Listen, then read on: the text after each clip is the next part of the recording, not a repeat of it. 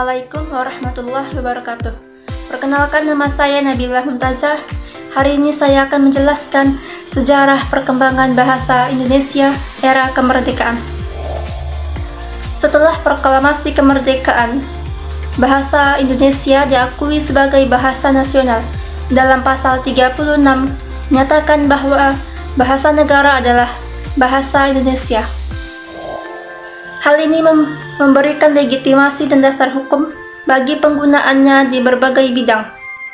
Di tahun-tahun awal kemerdekaan, fokus utama adalah membangun identitas nasional.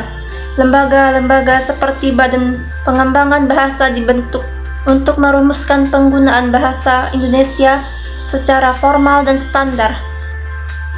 Penetapan istilah resmi mulai dilakukan untuk memperkuat identitas bahasa. Bahasa Indonesia diintegrasikan ke dalam sistem pendidikan.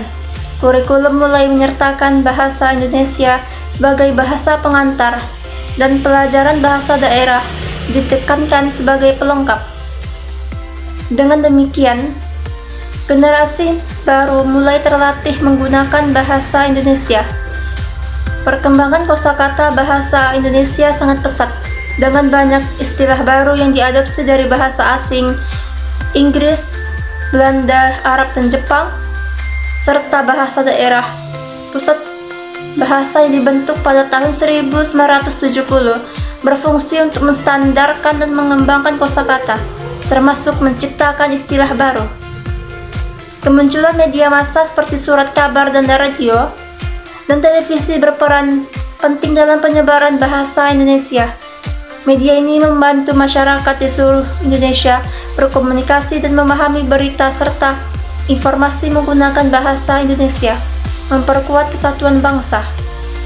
Perkembangan sastra Indonesia juga mengalami kemajuan yang signifikan. Penulis seperti Pramudia Anantatur dan Sapardi Djoko Damono menghasilkan karya-karya yang mengangkat tema nasionalisme dan identitas. Karya-karya ini turut memperkaya khazanah sastra dalam bahasa Indonesia. Dengan perkembangan teknologi informasi dan komunikasi, bahasa Indonesia menghadapi tantangan dan peluang baru.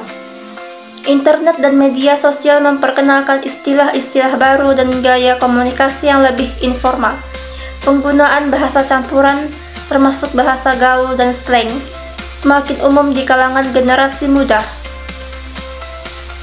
Pemerintah terus memperkuat kebijakan penggunaan bahasa Indonesia dalam berbagai sektor, termasuk pendidikan, pemerintahan, dan media. Lembaga seperti Badan Bahasa terus berupaya menjaga dan mengembangkan bahasa Indonesia, termasuk mempromosikan penggunaan bahasa yang baik dan benar. Bahasa Indonesia mulai diperkenalkan di luar negeri, baik di institusi pendidikan maupun dalam konteks diplomasi. Banyak universitas di luar Indonesia menawarkan kursus bahasa Indonesia, menunjukkan pengakuan terhadap bahasa ini di kancah global.